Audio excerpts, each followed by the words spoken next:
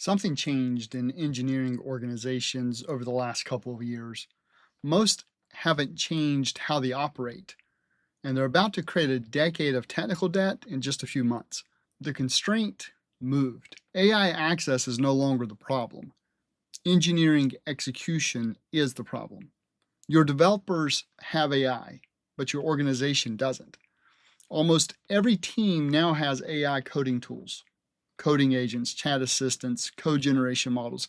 The access problem is solved. Now look at what did not change. Backlogs still grow faster than teams can execute. Context still gets lost between sessions. Senior engineers still spend most of their time coordinating instead of building. And no one has a clear model for how AI-assisted engineering works across a whole organization. There's a deeper problem few people talk about. The AI does not know your architecture. Every session starts from a general purpose model that guesses your patterns, guesses your conventions and your service layer and your database approach. Developers burn hours fixing AI output that does not match how their team builds software. More AI tools did not produce more shipped software. That gap between AI access and engineering execution is what intelligent engineering closes. It's what comes after vibe coding.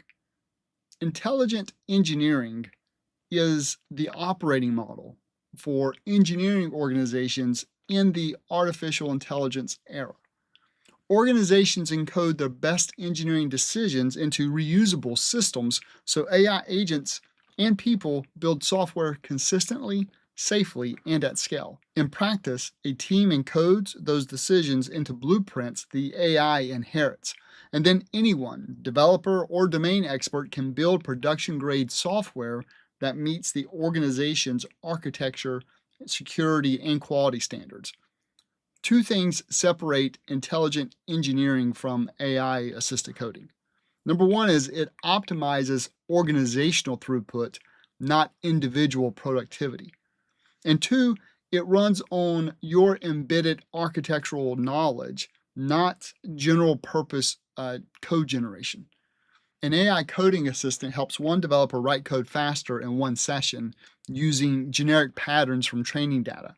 Intelligent engineering, however, helps a whole organization build more coherently, using the real patterns and decisions that define how your team builds software. The 7 pillars of intelligent engineering is the PROMISE framework. The letters are the adoption order: prescribe, retain, orchestrate, monitor, isolate, safeguard, and empower. And here's how intelligent engineering differs from what exists today. First, let's talk about coding assistants. Coding assistants optimize the individual developer session. They generate code from general purpose training data. The developer becomes part engineer and part reviewer, always correcting the output that doesn't match the architecture.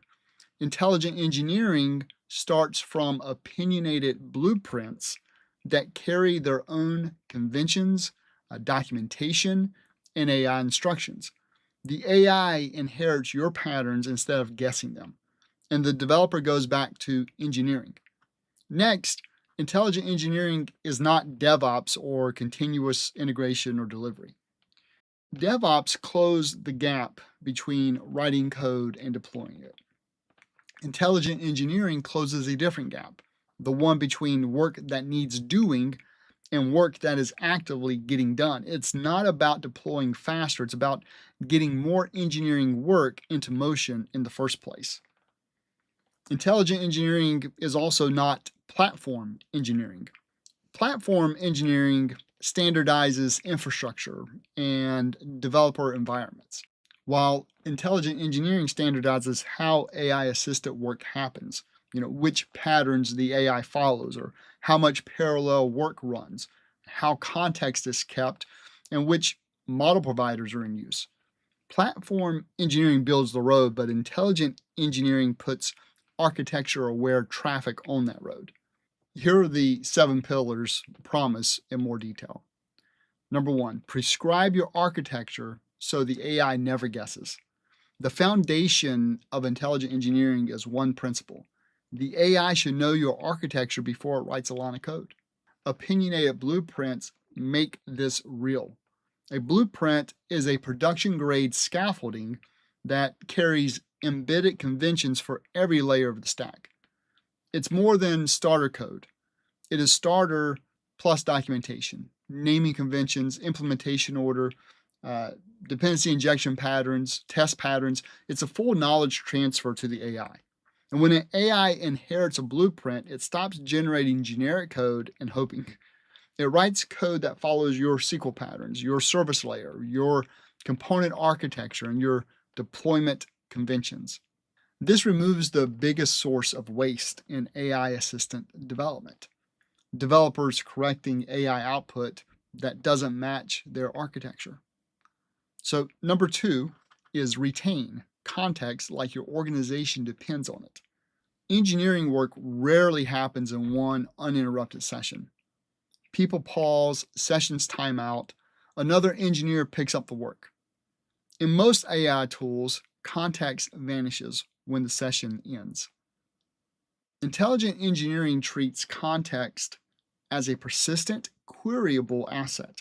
Teams resume conversations. They search and retrieve prior context. Work continues across interruptions and contributors without re-explaining the architecture from scratch. The third pillar, orchestrate work from the backlog, not from prompts. Most AI coding tools wait for a human to type a prompt. Intelligent engineering starts from structured work, epics, issues, task trees. The system coordinates execution across an issue hierarchy. It manages sequencing, handles failures, and continues within defined boundaries. The model shifts from developer ask AI for help to engineering system executes work from the backlog. The fourth pillar is monitor parallel execution before you scale it. AI-assisted work needs explicit capacity controls. You decide who can run the system, and you set how much parallel work runs at one time. When teams want more capacity, they add it on purpose, not by accident. Leaders see how AI-assisted execution is actually used across the organization. The fifth pillar is this: isolate your system from provider dependence. The AI model landscape shifts often. New providers emerge, prices change, compliance rules evolve. Intelligent engineering separates the execution model from the model provider. Switch from Claude to Codex to Llama without rebuilding how your team works. The sixth pillar is safeguard every line that the AI writes. Generation of code without verification is just activity. Intelligent engineering makes verification a first-class concern. Visual checks, accessibility validation, and quality signals are built into the execution pipeline. The seventh pillar of intelligent engineering is to empower every employee to be a software builder. The first 6 pillars build the system, but pillar 7 is what happens when that system actually works. Once blueprints encode architecture so completely that AI agents produce production-grade code on their own, the person starting the work no longer needs to be an engineer. They need to understand the problem that they're solving. They need to be a domain expert. A finance manager builds an approval workflow. A sales lead builds a tracking tool. Same platform, same production-grade output. But here's the payoff. Pillars 1 through 6 clone the mind of your best architect into the system. And Pillar 7 puts that mind behind every builder in the organization. And together they turn intelligent engineering from simply engineering productivity into organization capability. I mean, that is the promise of intelligent engineering. So the question is, who benefits most from intelligent engineering? Well, it's most valuable to software organizations with roughly 20 to 200 engineers, where multiple teams are active and coordination overhead is real. Backlog pressure is meaningful. Senior engineers spend too much time on orchestration and context transfer. or where AI tools are adopted, but output quality varies because the AI doesn't understand the architecture, or when leadership wants consistency, not just speed. Sometimes it helps to specify what something is not. So, intelligent engineering is not replacing developers. People hear pillar number 7 and they get scared. But intelligent engineering removes the drag that stops engineering work from compounding. Context loss, AI correction, coordination overhead. It makes developers far more effective, and it brings their building power to domain experts. Work that never cleared the return on investment bar from the engineering team can now be built by the people closest to the problem. This is not a low-code platform. The output is real production-grade code that follows your company's real engineering patterns. It's the system your best architect would design and the code your best developers write. It's just produced faster and more consistently. It is software your team can trust, support, and scale. It's not another chat interface. The value is not a better conversation with an AI. It is a better system for how AI-assisted work gets started, executed, and verified. So, what comes next?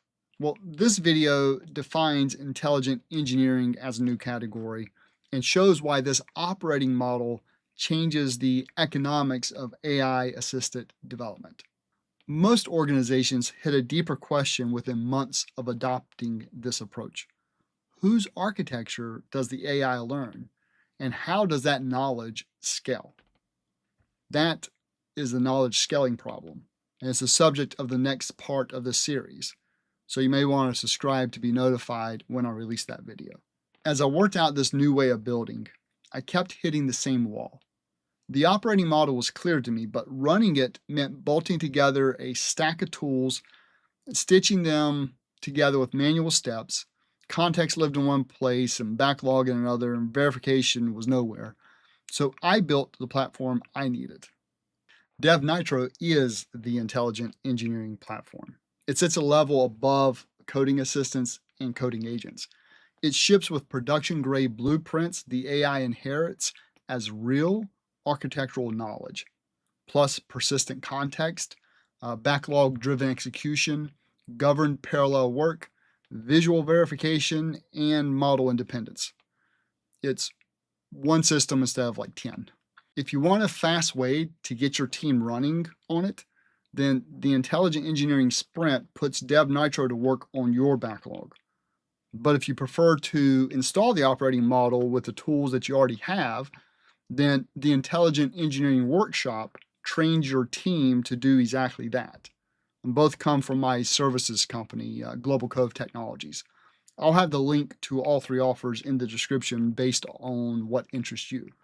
I'll also have a link to the post that this video is based from, where I define intelligent engineering. Wherever you start, the goal is the same. AI assistant engineering that runs as a real system with your patterns, your conventions, and your standards. That is what intelligent engineering delivers. I'm Chad Carter. I defined intelligent engineering, and I built DevNitro, the platform that runs it end to end. You already know what you're doing, so now go and build the software your team can trust, support, and scale. And hey, if this helped, you know the drill. Plus, you may want to go ahead and share this with a developer that you like. And I'll see you in the next video.